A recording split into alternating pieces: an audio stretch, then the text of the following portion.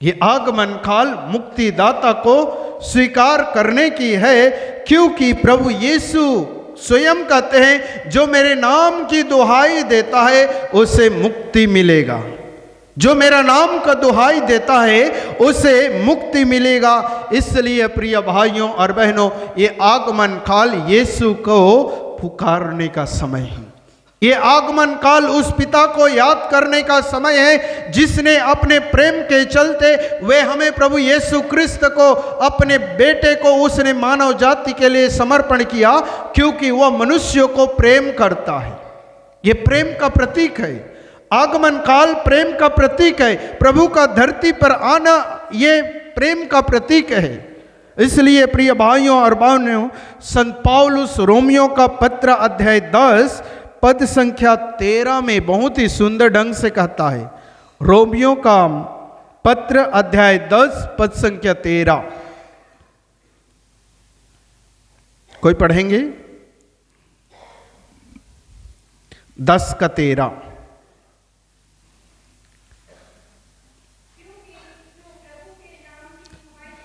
क्योंकि जो प्रभु के नाम की दुहाई देगा उससे मुक्ति प्राप्त होगी। जब हम प्रभु के नाम की दुहाई देते हैं प्रिय भाइयों और बहनों, हर प्रकार की बंधन, हर प्रकार की समस्या, हर प्रकार की बीमारी, हर प्रकार की अश्लीलता हमारे परिवारों से, हमारे कलीसिया से वह दूर जाने लगता है जब हम प्रभु के नाम का दुहाई देते हैं। ये संत पौलुस बहुत ही सुंदर ढंग से हमें कहते हैं कि हमें किसी व्यक्ति का दुहाई देना है तो वह है सिर्फ प्रभु यीशु क्रिस्त का। Hallelujah, hallelujah, hallelujah, hallelujah. तो प्रिय भाइयों और बहनों, ये आगमन काल में आपको प्रभु यीशु क्रिस्त के जन्म के अवसर पर आप उनकी दुहाई करने की कोशिश करें, आप उसकी आराधना करने की कोशिश करें। आप जब पवित्र यूकरिस्त में भाग लेते हैं, ये सबसे बड़ा आराधना का समय है। ये पवित्र यूकरिस्त सबसे बड़ा प्रेम का प्रतीक है और आराधना का केंद्र बनता है। प्रिय भाइयों और बहनों, ये साधारण वेदी यहाँ इसलिए नहीं रखा गया है कि आप इसको अच्छे से डेकोरेशन करें और ये बहुत सुंदर लगे, नहीं।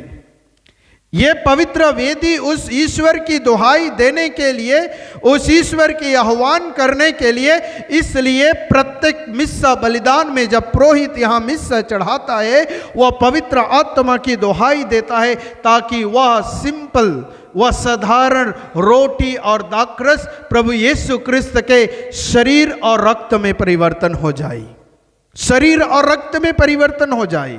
तो ये आगमन काल को आपको दो तरीकाओं से देखना है, एक ईश्वर की मुक्ति और एक पवित्र यूकरिस्त के रूप में। यदि प्रभु यीशु क्रिस्त इस संसार में नहीं आया रहता तो आज हम पवित्र यूकरिस्त नहीं पाते कि यदि प्रभु यीशु क्रिस्त इस संसार में नहीं आते, वह अपने जीवन को बलिदान नहीं करते, तो हमें पवित्र यूकरिस्त नहीं मिलता। तो इसलिए ये दो बातों को हमें मनन चिंतन करने की जरूरत है प्रिय भाइयों और बहनों। ये पवित्र यूकरिस्त साधारण नहीं है, ये ईश्वरीय वरदान है, ये स्वर्ग की वह प्रीतिभोज है जो हम इस संसार पे मनाते हैं। इसलिए प्रिय भाइयों और बहनों, जब आप प्रभु यीशु क्रिस्त के पवित्र यूकरिस्त में भाग लेते हैं, आप यीशु के मुक्ति को अपने परिवार में, अपने हृदय में, अपने कलीसिया में ग्रहण करते हैं। Hallelujah, hallelujah, hallelujah, hallelujah, hallelujah, hallelujah. तो इसलिए प्रिय भाइयों और बहनों, ये मुक्ति का कारण यीशु का धरती पर आना ही एकमात्र कारण है कि मनुष्य ने पाप किया था और मनुष्य की मुक्ति के लिए ईश्वर ने अपने बेटे को इस संसार में भेजा। तो यह है आपके लिए और मेरे लिए जानने की जरूरत है। रोमियो का पत्र अध्याय 12 पद संख्या 12 को पढ़िए।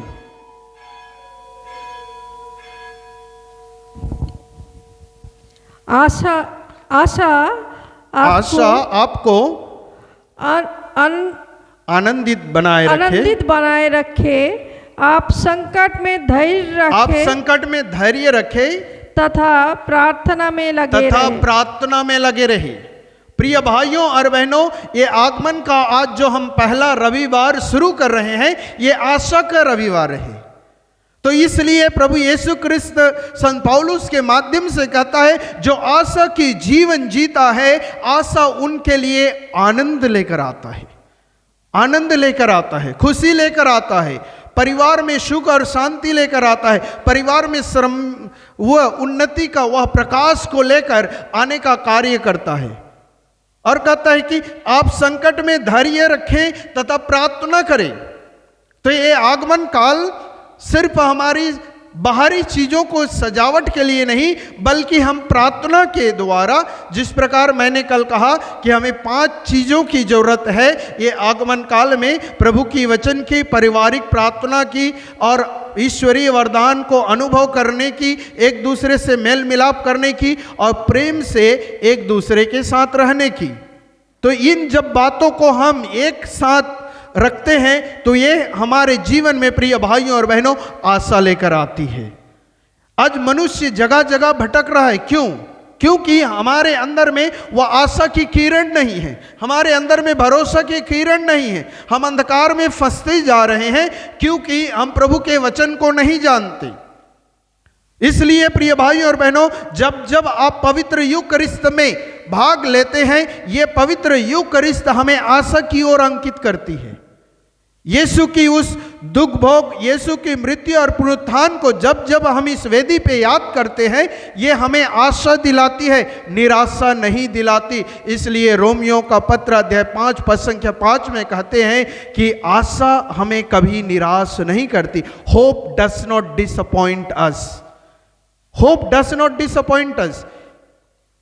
तो हमें आशा कभी निराश नहीं करती। ये सिर्फ आपको जानना है कि मैं जिस प्रभु पर विश्वास करता हूँ, जिस प्रभु को मानता हूँ, जिस प्रभु को मैं शरीर और रक्त को ग्रहण करता हूँ, जिस प्रभु की मैं आराधना करता हूँ, जिस प्रभु का दुख भोग को मैं जानता हूँ, क्या वह प्रभु मुझे दुख और कष्ट देगा? वो कभी नहीं देगा प्रिय भाइयों और बहनों। लेकिन आप विश्वास करना है कि वह प्रभु मुझे आशा प्रदान करता है, वह प्रभु मुझे मुक्ति प्रदान करता है, वह प्रभु मुझे शांति प्रदान करता है। तो यह है प्रभु यीशु क्रिस्त की अनुभव को, आशा को जानने की जरूरत है प्रिय भाइयों और बहनों। और तीसरी बात, जब हम आशा और पवित्र यूकरिस्त के ये शक्ति और सामर्थ्य को पहचानेंगे, तब हमें याद रखना है कि हमारे जीवन में कुछ चीज़ों को छोड़ने की जरूरत है। इतिहास का दूसरा ग्रंथ अध्याय 7 पद संख्या 14। इतिहास का दूसरा ग्रंथ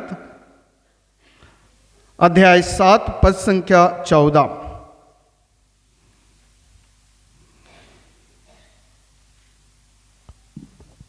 इतिहास का दूसरा ग्रंथ तब यदि मेरी अपनी प्रजा विनय पूर्वक प्रार्थना करेगी, मेरी दर्शन चाहेगी और अपना कुमार छोड़ देगी, तो मैं स्वर्ग से उनकी सुनूंगा, उसके पाप क्षमा करूंगा और उसके देश का कल्याण करूंगा। दाहिने हाथ उठाकर हम इस वचन को दोहराएंगे। यदि मेरी प्रजा विनय पूर्वक प्रार्थना करेगी, मेरे दर्शन चाहेगी और अपना कुमार्ग छोड़ देगी, तो मैं स्वर्ग से उसकी सुनूंगा, उनके पाप क्षमा करूंगा और उनके देश का कल्याण करूंगा।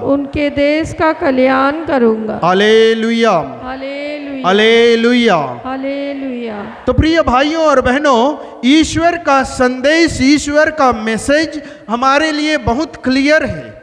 इसमें कुछ दुविधा में पढ़ने की जरूरत नहीं है, कंफ्यूजन में पढ़ने की जरूरत नहीं है। प्रभु का वचन कहता है, यदि मेरी प्रजा विनय पूर्वक, विनम्र भाव से मेरी दुहाई देगी और मेरी दर्शन चाहेगी, तो उसको क्या करना है? कुमार्ग छोड़ना है। ये कुमार्ग सिर्फ शरीर की वासना नहीं है प्रिय भाइयों और बहनों। हम हमेशा सोचते हैं कोई व्यक्ति को कुमार्ग तभी कहते हैं जब वो व्यक्ति बहुत सारी अश्लीलता की बातों में फंसा हुआ है। ये सिर्फ शरीर की कुवासना के बारे में नहीं है। ये धन की लालच हमारे मन में कुवासना पैदा करती है, ईर्ष्या हमारे मन में कुवासना पैदा करती है। तो ये सभी प्रकार की बुराई है। ये बुराइयों को हमें छोड़ने की जरूरत है। और कहता है जब ये मेरी प्रजा विनय पूर्वक कुमार्ग छोड़कर प्रार्थना करेगी तब मैं उनकी स्वर्ग से सुनूंगा। तो परमेश्वर आपका प्रार्थना को सुनने के लिए तत्पर है, वो कंडीशन देता है ना।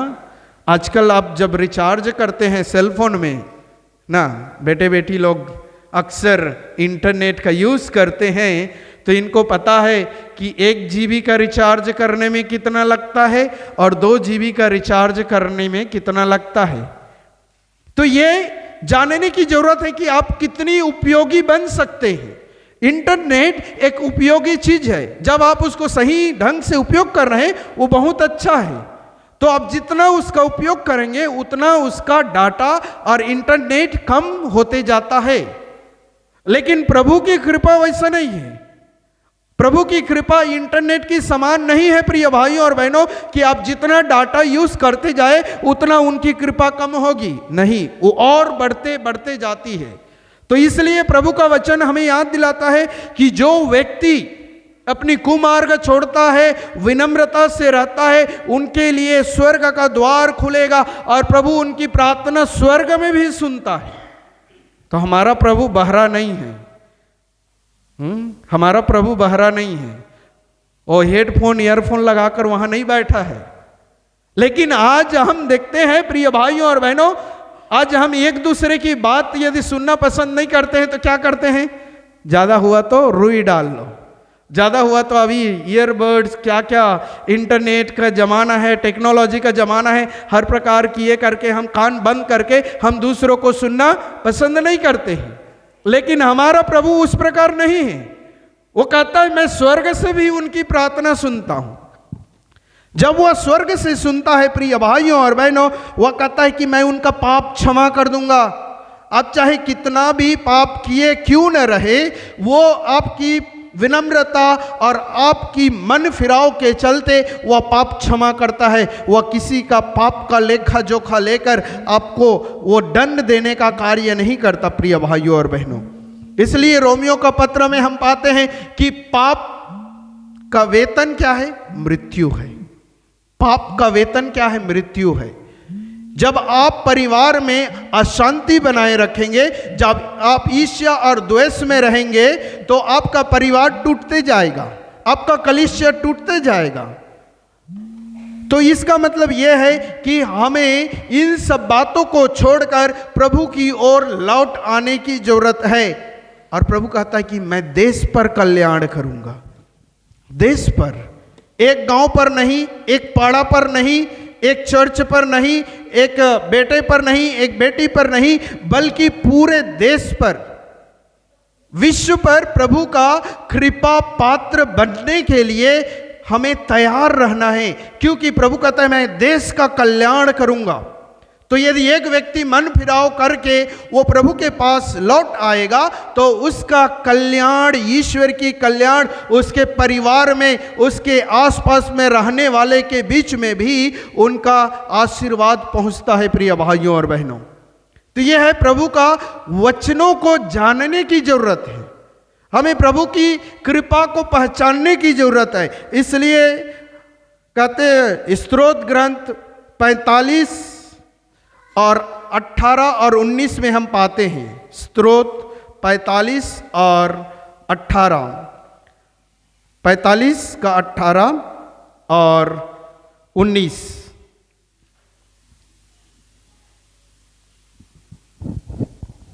मैं भावी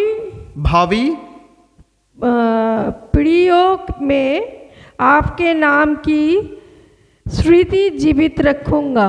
नहीं 18 है ये फादर। हाँ 18 और 9।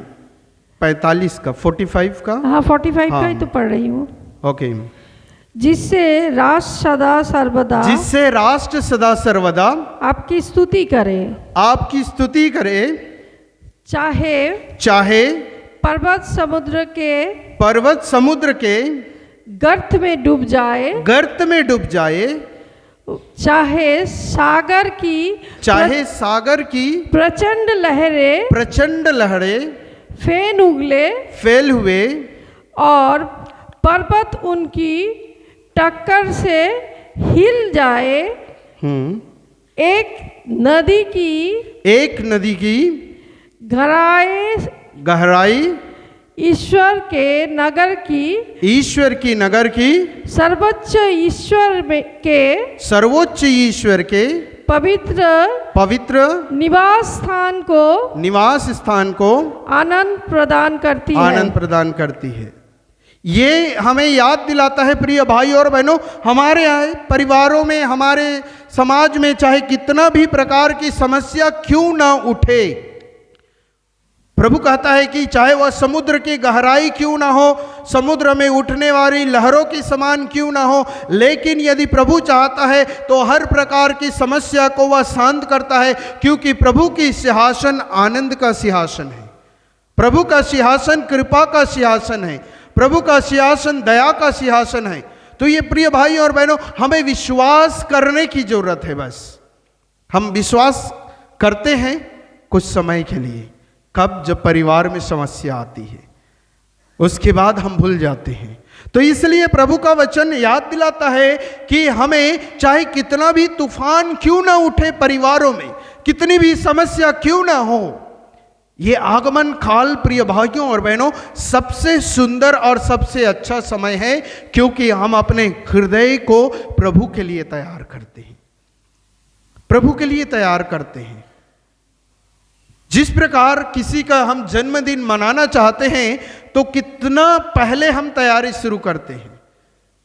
यदि वो एक ही बेटा है परिवार में, जैसा हम लोग का आशीष, उनका मम्मी पापा यदि उनका जन्मदिन मनाएगा क्योंकि वो घर में इकलौता है, तो उनके अंदर कितनी खुशी होगी और वो कितना पहले से उनके लिए तैयारी शुरू करेगा, क्योंकि वो एक ही है।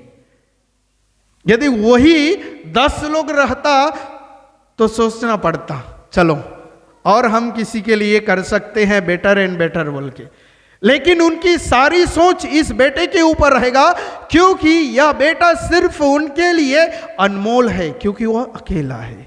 ईश्वर का पुत्र एक ही था जिसे उसने हमें प्रदान किया, तो उसका प्यार कितना अनमोल है प्रिय भाइयों और बहनों। यदि मनुष्य का प्यार अपने बेटे और बेटी के प्रति उतना गहरा हो सकता है, तो हमारा परमेश्वर का प्यार उससे भी गहरा हो सकता है, क्योंकि उसने हमें बनाया है। इसलिए प्रिय भाइयों और बहनों, हम प्रवक्ता ग्रंथ अध्याय 7 पद संख्या 9 में पढ़ते हैं। प्रवक्ता ग्रंथ अध्याय 7 पद संख्या 9, 7 का 9।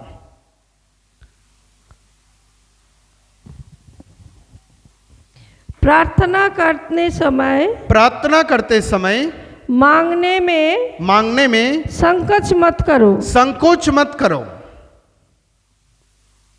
और आगे थोड़ा सा, याचना और यह सब भिक्षा दान की उपेक्षा मत करो। भिक्षा दान की उपेक्षा मत करो, ठीक है। प्रार्थना प्रिय भाइयों और बहनों, आप ईश्वर के पास भीख नहीं मांग रहे हैं। प्रभु का वचन क्लियर है कि हमारी प्रार्थना हम भीख नहीं मांग रहे, वह देने वाला ईश्वर है। वो कहता है कि प्रभु का कृपा पात्र बनने की जरूरत है। तो हम प्रभु के सामने एक भिखारी के रूप में नहीं आते, हम उनके बेटे और बेटी के रूप में आते हैं। इसलिए जब हम बपतिस्मा संस्कार लेते हैं, हम 3 प्रकार का हमें शिक्षा दिया जाता है बपतिस्मा संस्कार लेने के पहले। आप जब बपतिस्मा संस्कार लेते हैं, आप पवित्र कलीसिया के सदस्य बन जाते हैं। और दूसरा है, जब आप बपतिस्मा लेते हैं, आपकी आदि पाप से आपको मुक्ति मिलती है। और तीसरा है, आप ईश्वर के दत्तक पुत्र पुत्रियां बन जाते हैं, आप ईश्वर के बेटे और बेटियां बन जाते हैं। तो ये 3 प्रकार की जो वरदान प्रिय भाइयों और बहनों वह परमेश्वर देता है, तो आप उनके सामने भिखारी नहीं हैं, आप उनके बेटे और बेटियां हैं। आप उनसे मांग सकते हैं और वह देगा, वह देने के लिए तैयार है। इसलिए वह कहता है, प्रवक्ता ग्रंथ अध्याय 30 पद संख्या 1 से 2, उसमें लिखा है, जो अपने पुत्रों को प्यार करता है, वो उसे कोड़े लगाता है, जिसे बाद में उसे पुत्र से सुख मिले, जो अपने पुत्र को अनुशासन में रखता, उसे संतोष मिलेगा, और वे अपने संबंधियों में उस पर गौरव कर सकेगा। ये प्रभु का वचन प्रिय भाइयों और बहनों माता पिता के लिए है। आज माता पिता बच्चों के लिए फादरों से कंप्लेन करते हैं, कहते हैं कि मेरा बेटा मेरा बेटी हमारी बातें नहीं सुन रहा है। प्रभु का वचन कहता है, जो अपने बेटे और बेटी को प्यार करेगा वो उसे कोड़े लगाएगा। अर्थात आप अपने बेटे और बेटी को अनुशासन में लाने के लिए प्रिय भाइयों और बहनों आपको सख्त होना पड़ता है, आपको सख्त होना है। सख्त ये नहीं कि आप उसको पनिशमेंट करें, सख्त ये है कि आप उसे प्यार से समझाने की कोशिश करें। यह है प्रभु का वचन कहता है, जो अपने पुत्र को प्यार करता है वो उसे कोड़े लगवाएगा, यानी मारना। ये आपको लाठी लेकर अपने बच्चों को मारने की बात नहीं कहती है। यदि जब वो गलत करते हैं तो आप माता पिता हैं, आपका अधिकार होता है कि आप अपने बेटे बेटियों को बोल सके कि ये गलत है, इसे नहीं करना है, आपका अधिकार है। लेकिन हम क्या करते हैं, ठीक है आज तो कर रहा है, कल बदल जाएगा, और नहीं बदलने से फिर माता पकड़ के रोना शुरू करते हैं।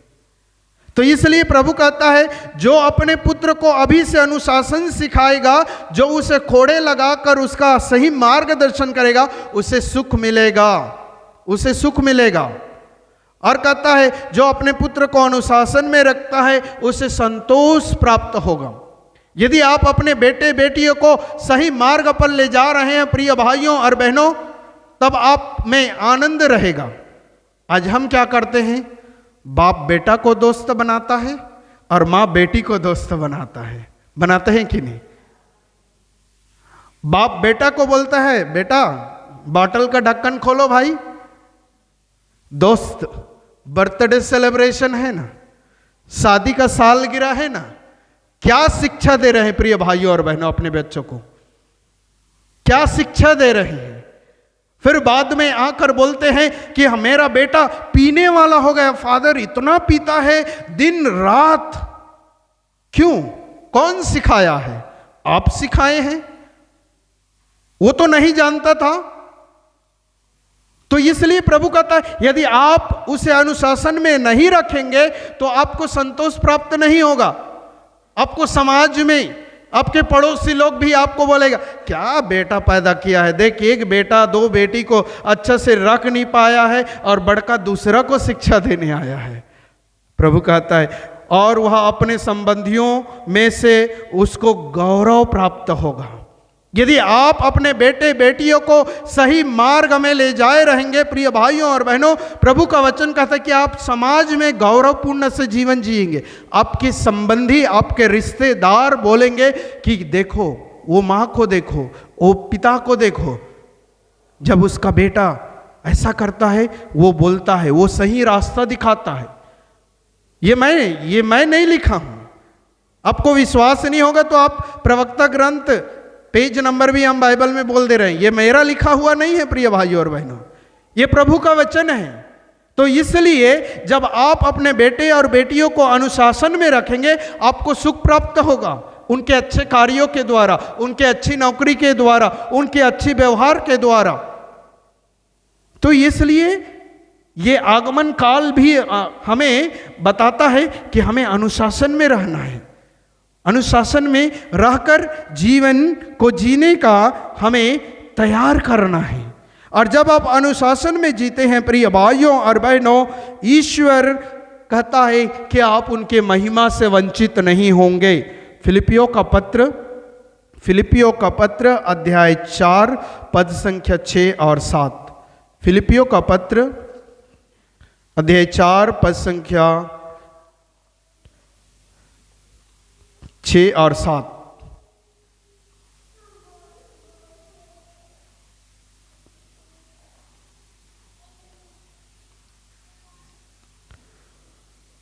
चार का 6 और 7।